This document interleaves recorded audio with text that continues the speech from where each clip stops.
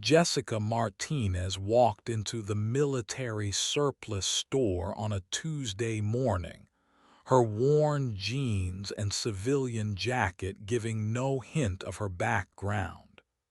She needed new boots for her hiking trip, something sturdy that could handle rough terrain. The store was mostly empty except for a few browsing customers and the staff behind the counter. Behind the register stood Sergeant First Class Derek Thompson, his uniform crisp and his demeanor stern. His name tag gleamed under the fluorescent lights, and he carried himself with the rigid posture of someone who never forgot he was military, even while working retail. Jessica approached the counter, politely asking about hiking boots in her size. "We don't carry fashion boots here, ma'am," Derek said dismissively, barely glancing up from his paperwork. "This is a military surplus store, not some outdoor gear shop for weekend warriors." Jessica remained calm, explaining that she was looking for genuine military boots, something durable for extended outdoor use. She mentioned she had experience with military-grade equipment and knew what she needed. Derek's expression soured. "Experience," he scoffed. "Lady, I've been in the Army for 12 years. I've done 3 tours overseas, including 18 months in Afghanistan. I don't think you understand what real military equipment is about." Other customers began to notice the tension. A young soldier browsing tactical gear glanced over, while an older veteran near the camping section paused to listen. Jessica felt the familiar weight of having to prove herself, something she'd hoped to leave behind. "I'm not trying to cause trouble," Jessica said quietly. "I just need boots that can handle difficult terrain. I've worn military boots before, and I know they're reliable." Derek leaned forward, his voice dripping with condescension. "Reliable? You've probably never been outside the suburbs, let alone anywhere that required real military gear. These boots are for soldiers, not civilians playing dress-up." The young soldier near the tactical gear section shifted uncomfortably. He'd overheard enough to know this wasn't right, but Derek's rank and aggressive manner made him hesitant to intervene. Jessica's jaw tightened slightly, but she maintained her composure. "I understand your concern about proper equipment use. Could you at least show me what you have available? I'm willing to pay full price." "Full price?" Derek laughed harshly. "Ma'am, these boots cost more than most civilians make in a week, and they're not fashion statements. They're tools for people who have earned the right to wear them." The older veteran near the camping section had heard enough. He'd served in Vietnam and recognized something in Jessica's bearing that Derek apparently missed. Her posture, the way she held herself, the calm manner in which she dealt with Derek's hostility, it all spoke of someone with military experience. "Maybe you should listen to what she's asking for," the veteran said quietly. But Derek shot him a look that clearly said civilians should stay out of military business. Jessica realized this wasn't going to end well unless she took a different approach. She dealt with difficult personalities in the military before, but this was different. This was personal disrespect based on assumptions about who she was and what she'd experienced. The store's atmosphere had shifted. Other customers were watching now, some clearly uncomfortable with Derek's behavior. Jessica had to make a choice about how to handle this situation. Jessica took a deep breath and decided to try one more diplomatic approach. "Sergeant Thompson, I respect your service and experience. I'm not here to challenge anyone's credentials. I just need boots that can handle rough conditions." Derek's expression grew even more hostile. "My credentials? Lady, I've been in firefights you can't even imagine. I've carried wounded soldiers to safety under enemy fire. I've earned every stripe on this uniform through blood, sweat, and sacrifice." He gestured broadly at his uniform, his voice rising. "While you were probably sitting in some office or shopping mall, I was dodging bullets in Kandahar. So don't come in here talking about handling rough conditions like you have any idea what real adversity looks like." The young soldier browsing tactical gear finally spoke up. "Sergeant, maybe we should just help the customer find what she needs." Derek whirled around. "Stay out of this, Private. This is about civilians who think they understand military life because they watched a few movies or read some articles online." Jessica felt the familiar burn of injustice, the same feeling she'd experienced countless times when her service was questioned or dismissed. But she also felt something else, a determination to handle this with dignity, regardless of Derek's behavior. "I'm not trying to claim anything I haven't earned," Jessica said, her voice steady. "I'm simply a customer who needs boots. If you can't help me, perhaps someone else can." Derek slammed his hand on the counter. "There is no one else.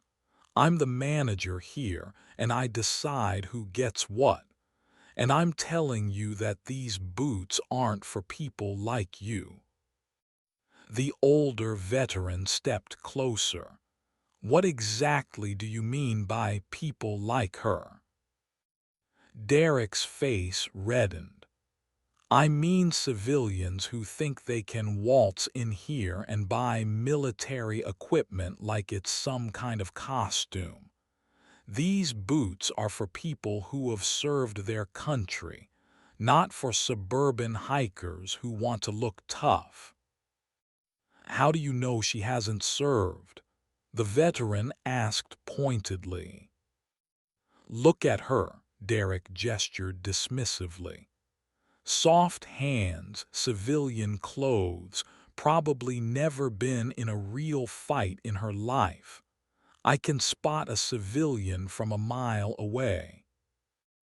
Jessica remained silent, but something in her expression shifted. The patient politeness was still there, but underneath it was something harder, more resolute. The young soldier was becoming increasingly uncomfortable. "Sergeant, I really think we should just—" "We should just what?" Derek interrupted. "Give military equipment to anyone who asks. These boots are earned, not bought. They represent something this woman will never understand.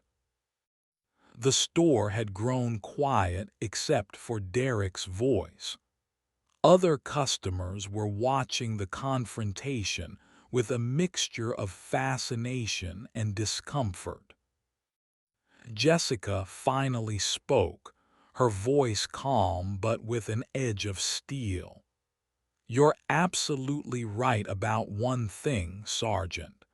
These boots do represent something. They represent the people who have worn them in service to their country." Derek smirked triumphantly. "Finally, some sense.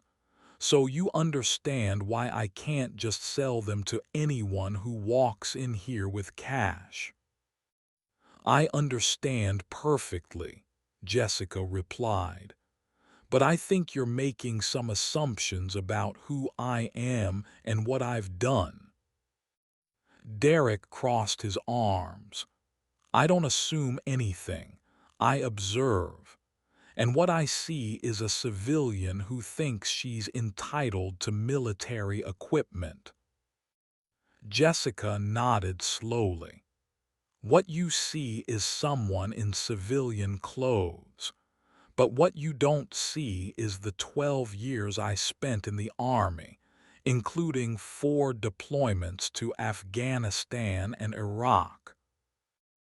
Derek's smirk faltered slightly, but he quickly recovered.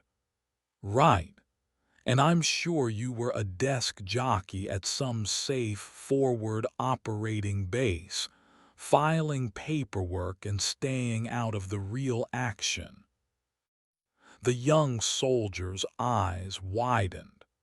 He was beginning to realize that Derek might be making a serious mistake. Jessica's expression remained calm, but her voice carried new authority. "Actually, I was a combat medic with the 82nd Airborne Division. I spent most of my time outside the wire, treating casualties and evacuating wounded soldiers from hostile areas." Derek's confidence wavered, but his pride wouldn't let him back down. "Anyone can claim to be a combat medic. Do you have any proof of this supposed service?" The older veteran stepped forward again. "Son, I think you should listen to what she's saying." Derek turned on him angrily. "Stay out of this, old man. This is between me and her." Jessica reached into her purse and pulled out her wallet. From it, she extracted a worn military ID card and placed it on the counter. "Staff Sergeant Jessica Martinez, 82nd Airborne Division, medically retired after an IED explosion in Helmand Province." Derek stared at the ID, his face cycling through several emotions: disbelief, confusion, and the beginning of realization that he'd made a terrible mistake. "This could be fake," he said weakly, but his voice lacked conviction. Jessica pulled out her phone and showed him a photo of herself in full combat gear, standing next to a medical vehicle in what was clearly a war zone. "This was taken outside Kabul in 2018. I was part of a quick reaction force that responded to casualty calls throughout the province." The young soldier moved closer to look at the photo. His expression showed growing respect and dawning horror at how Derek had been treating her. Derek's face had gone pale. The swagger and condescension had evaporated, replaced by the uncomfortable realization that he'd been berating a fellow soldier. and not just any soldier, but one whose service record might well exceed his own. I didn't know, Derek stammered. Jessica's voice remained steady, but there was no warmth in it. You didn't know because you didn't ask. You made assumptions based on appearances and decided I wasn't worthy of basic respect, let alone military equipment. The store had become completely silent. Every customer was watching the unfolding drama, some with fascination, others with clear discomfort at Derek's behavior. Jessica continued, "You talked about earning the right to wear these boots through blood, sweat, and sacrifice. Well, I've bled for this country. I've sweated through missions that lasted days, and I've sacrificed more than you apparently think a woman in civilian clothes is capable of." Derek opened his mouth to speak, but Jessica held up a hand. "I'm not finished. You said these boots represent something I would never understand. Let me tell you what I understand. I understand what it feels like to run toward gunfire to save a wounded soldier. I understand what it feels like to work on a casualty under enemy fire, knowing that every second counts between life and death." Her voice grew stronger, more commanding. "I understand what it feels like to hold a dying soldier's hand and promise him he's going to be okay, even when you know he's not.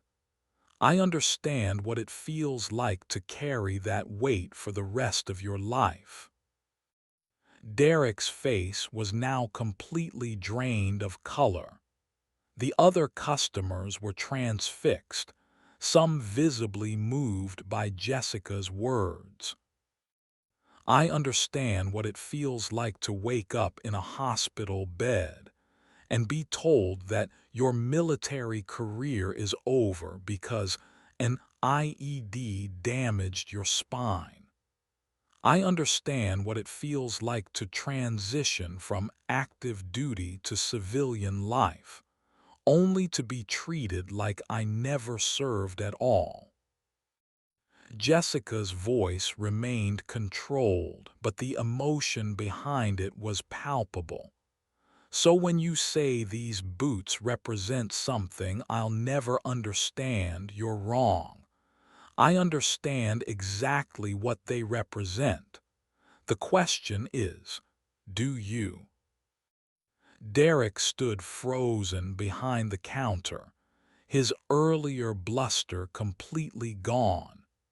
He looked like a man who just realized he'd made the worst mistake of his professional life.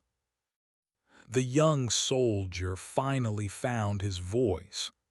"Ma'am, I want to apologize for what just happened. This isn't how we treat fellow soldiers." Jessica looked at him and nodded. "Thank you, I appreciate that." Derek finally managed to speak, his voice barely above a whisper. I'm sorry, I made a mistake." "You made several mistakes," Jessica replied. "But the biggest one was assuming that service has a specific look or gender. You let your prejudices override your professionalism." Derek's hands shook slightly as he reached for the military ID card still sitting on the counter. "I should have asked. I should have listened." "Yes, you should have," Jessica agreed. "But more than that, you should have treated me with basic courtesy regardless of whether I'd served or not. Good customer service doesn't require verification of military credentials. The older veteran stepped forward. Ma'am, I served in Vietnam, and I want to thank you for your service. What you did over there matters, and how you're handling this situation shows real character. Jessica smiled at him, the first genuine warmth she'd shown since entering the store. Thank you, sir. I appreciate that. Derek was still struggling to process what had happened. What? What can I do to make this right? Jessica considered the question. You can start by treating every customer with respect, regardless of what assumptions you make about their background. You can remember that service comes in many forms, and veterans don't all look the same. I will, Derek promised. I absolutely will. And Jessica added, you can show me those boots I came in here to buy. Derek nodded eagerly, clearly desperate to salvage something from this disaster. Of course. What size do you need?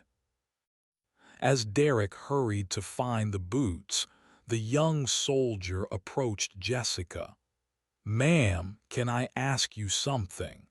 What was it like being a combat medic? Jessica's expression softened. It was the hardest and most important job I ever had. Every day was about saving lives, usually under the worst possible conditions. I'm thinking about cross-training into medical, the soldier said. Any advice? The best advice I can give you is to remember that every patient is someone's son, daughter, mother, or father. That personal connection will drive you to do everything possible to bring them home. Derek returned with several boxes of boots. His hands were still shaking slightly. These are our best models, all genuine military issue. Jessica examined the boots professionally, checking the construction and materials. These will work perfectly. I'll take the size 8. As Derek processed the sale, he kept glancing at Jessica's military ID, which she'd left on the counter. Can I ask, what happened in Helmand Province? Jessica's expression grew serious. Our convoy hit an IED while responding to a casualty call. 3 soldiers were wounded, including me. I managed to treat the other 2 before the medevac arrived, but the blast damaged my spine. Derek's face crumpled. I'm so sorry. I had no right to question your service. No, you didn't, Jessica agreed. But you did, and now you have to live with how you handled it. The transaction completed, Jessica gathered her receipt and the box of boots. I hope this experience teaches you something about assumptions and respect. Derek nodded vigorously. It absolutely has. As Jessica prepared to leave, the older veteran approached her again. Ma'am, I hope you don't mind me asking, but what's your hiking trip for? Jessica smiled. I'm climbing Mount Washington with a group of wounded veterans. It's part of a program to help us adjust to civilian life and prove to ourselves that we can still accomplish difficult things. The young soldier's eyes lit up.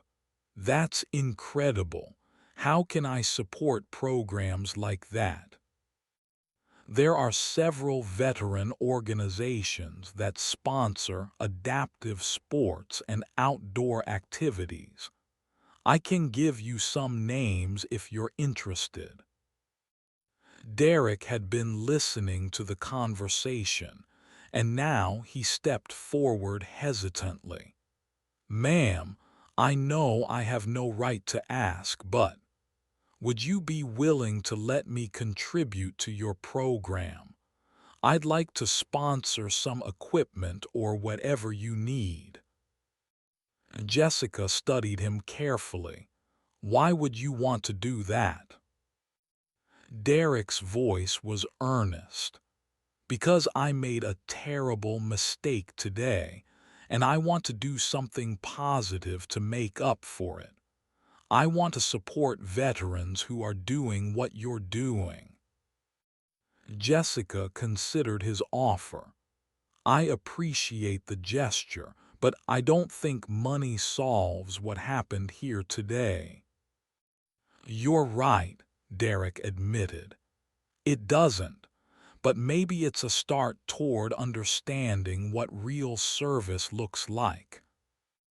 The store had begun to empty as the drama wound down, but several customers lingered, clearly moved by what they'd witnessed.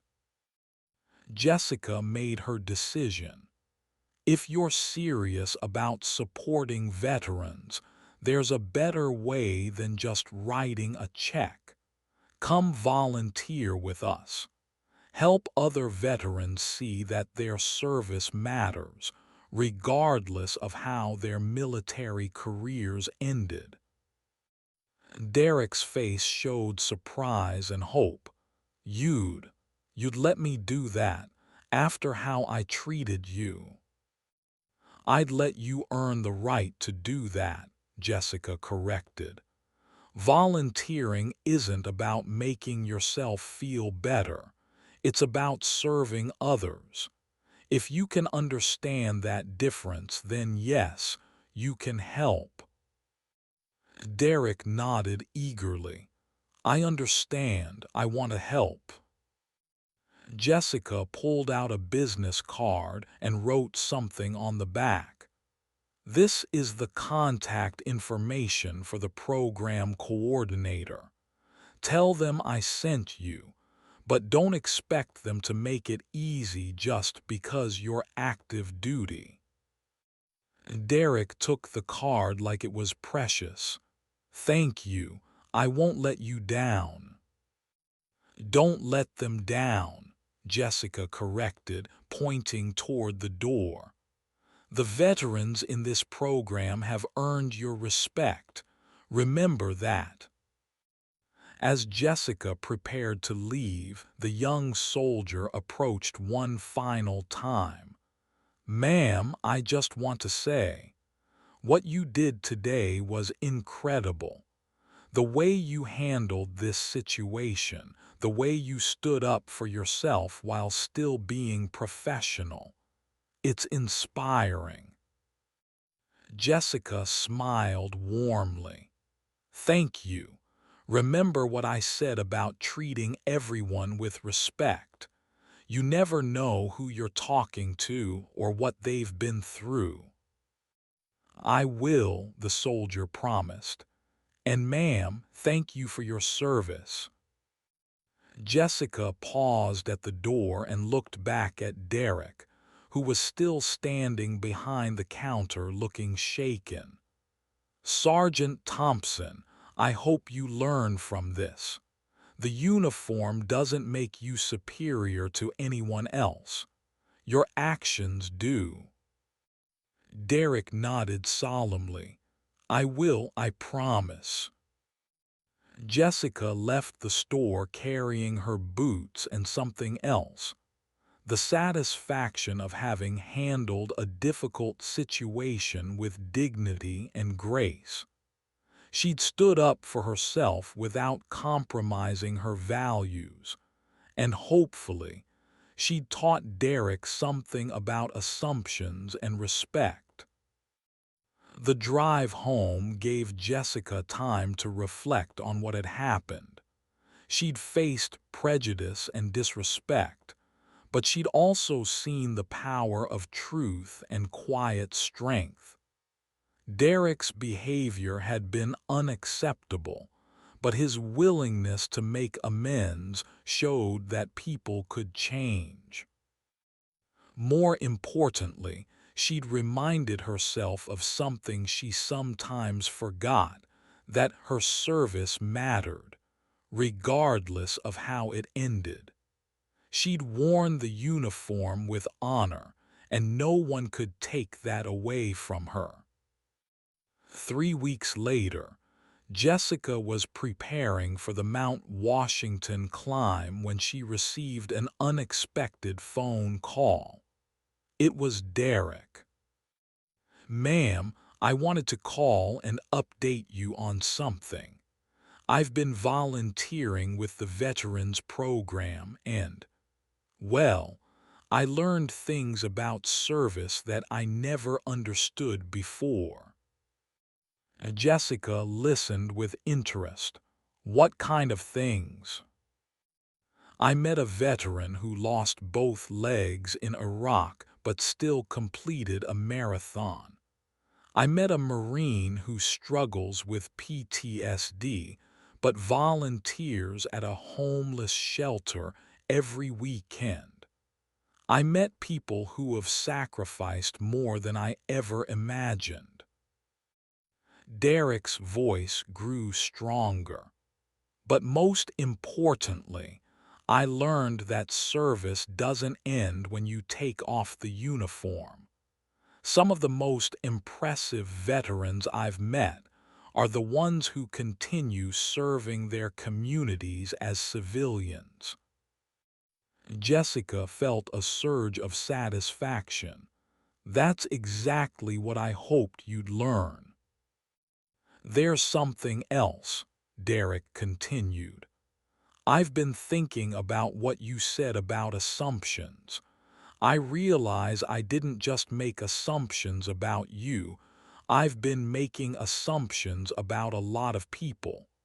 Veterans, civilians, women, everyone." "And now?" Jessica asked.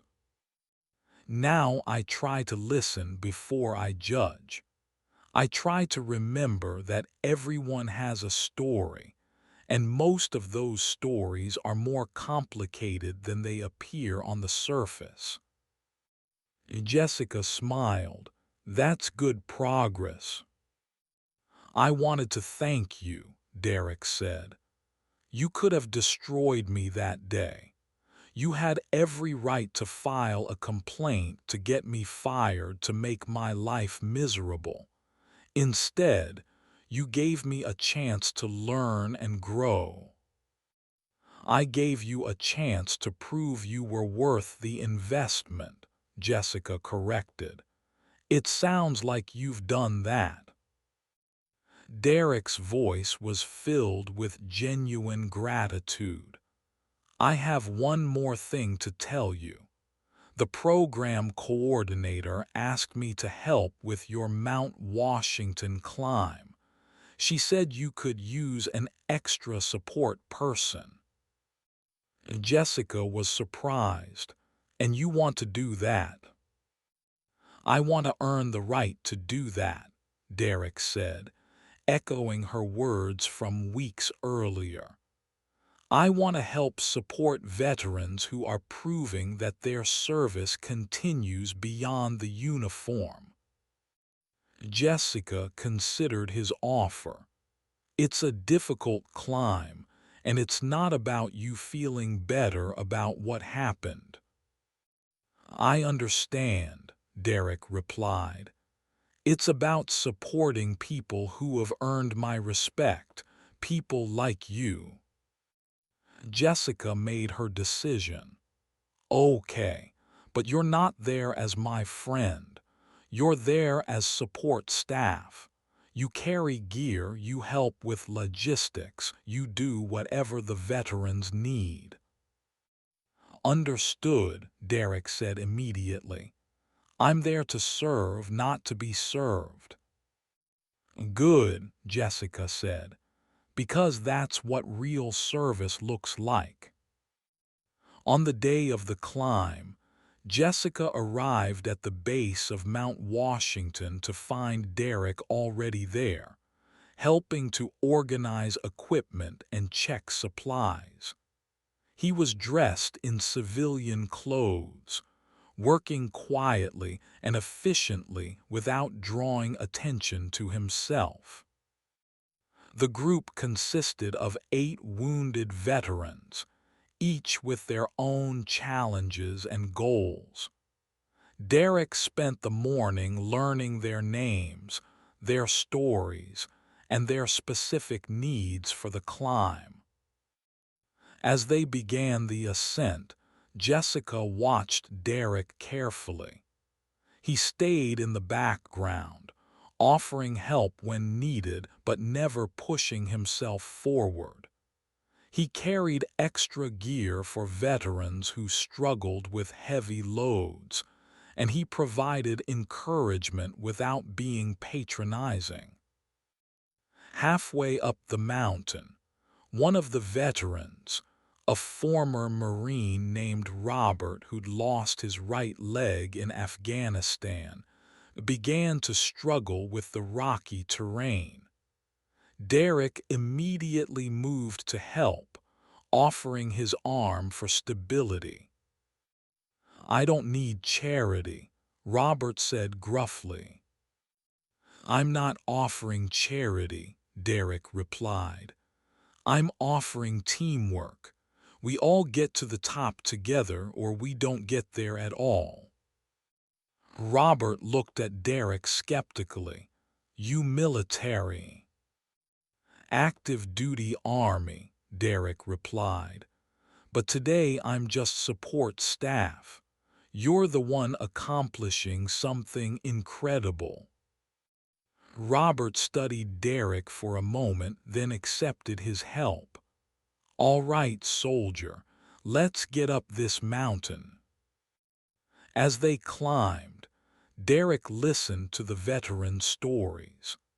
He learned about Robert's 3 tour in Afghanistan, about Maria's experience as a military police officer in Iraq, about James's struggle with traumatic brain injury after an IED explosion.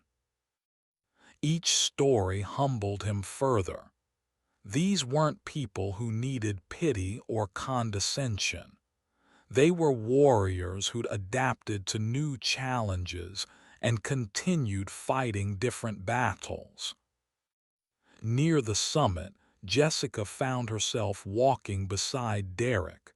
"How are you doing?" Derek was breathing hard but smiling. "This is incredible. These people are incredible." "They are," Jessica agreed. "Do you understand now why I was so offended by your assumptions?" Derek nodded. "I understand that I was judging people based on what I thought they should look like instead of who they actually were. I was defining service by my own narrow experience. And now I realize that service takes many forms, and some of the most impressive service happens after the uniform comes off." They reached the summit together, all 8 veterans and their support team. The view was spectacular, but more impressive was the sense of accomplishment and camaraderie among the group. During the celebration at the top, Robert approached Derek. "I want to thank you for your help today. But more than that, I want to thank you for treating us like capable people instead of victims." Derek was moved. "Thank you for letting me be part of this." "You earned your place here," Robert replied. Not because you're active duty, but because you showed up and did the work. As they prepared for the descent, Jessica pulled Derek aside. I want to tell you something. What you did today, the way you supported everyone without making it about yourself, that's what real leadership looks like. Derek looked surprised. I was just trying to help. Exactly, Jessica said. You were serving others instead of serving your own ego. That's what I was trying to teach you in the store that day. Derek nodded slowly. I think I'm finally beginning to understand. The descent was easier in some ways, but Derek remained attentive to the veterans' needs. He helped with difficult passages, carried extra gear, and provided encouragement when needed. As they reached the base of the mountain, the veterans gathered for a final group photo. Derek started to step aside, but Jessica called him back. You're part of the team, she said simply. In the photo, Derek stood at the edge of the group, not prominently featured but clearly included. His face showed genuine pride not in himself, but in what the group had accomplished together. After the climb, Derek continued volunteering with the Veterans Program. He helped with adaptive sports, outdoor activities, and transition support. He never mentioned his military rank or tried to take credit for the program's successes. 6 months later, Jessica received a letter from Derek. In it he wrote, I've been thinking about what happened in the store that day, and I realize it was one of the most important moments of my military career. Not because of what I did, but because of what you taught me. You showed me that true strength isn't about asserting dominance or proving superiority. It's about maintaining dignity under pressure, standing up for what's right, and helping others grow from their mistakes. You could have destroyed me that day, but instead, you chose to educate me. You gave me a chance to become a better soldier and a better person. I want you to know that your lesson has extended far beyond our interaction. I treat everyone with more respect now, soldiers, civilians, customers, everyone. I've learned to listen before I judge, to ask questions before I make assumptions. Most importantly, I've learned that service is about lifting others up, not putting them down. The veterans in our program have taught me more about courage, resilience, and honor than any military training ever did. Thank you for your patience, your grace, and your willingness to see potential in someone who didn't deserve it. You embody everything that's best about military service, and I'm honored to have learned from you. Jessica read the letter twice, then filed it away with other meaningful correspondence. Derek had indeed learned from their encounter, and his growth had rippled outward to affect others. But the most important lesson wasn't Derek's alone. Jessica had learned something too, that standing up for yourself doesn't require tearing others down. that dignity and strength can coexist with compassion and forgiveness. She'd handled a difficult situation with grace, and in doing so had created an opportunity for growth and understanding. That, she reflected, was perhaps the most valuable kind of service of all. The boots she'd bought that day served her well on many subsequent adventures. But more importantly, they reminded her that sometimes the most meaningful victories come not from destroying your opponents, but from helping them become better versions of themselves. Derek continued to serve with distinction, but his service was now informed by humility and respect for others. Jessica continued her work with wounded veterans, helping them find new purposes and challenges in civilian life. And sometimes, when their paths crossed at veteran events or outdoor activities, they would nod to each other with mutual respect. Two soldiers who had learned important lessons about service, dignity, and the power of second chances. The story of their encounter in the military surplus store became something of a legend in their veteran community, not because of the conflict, but because of how it was resolved. It became a teaching moment about assumptions, respect, and the many faces of service. Jessica never regretted her decision to handle the situation with dignity rather than revenge. She'd stood up for herself and her fellow veterans, but she'd done so in a way that created positive change rather than just destruction. That, she knew, was what real victory looked like.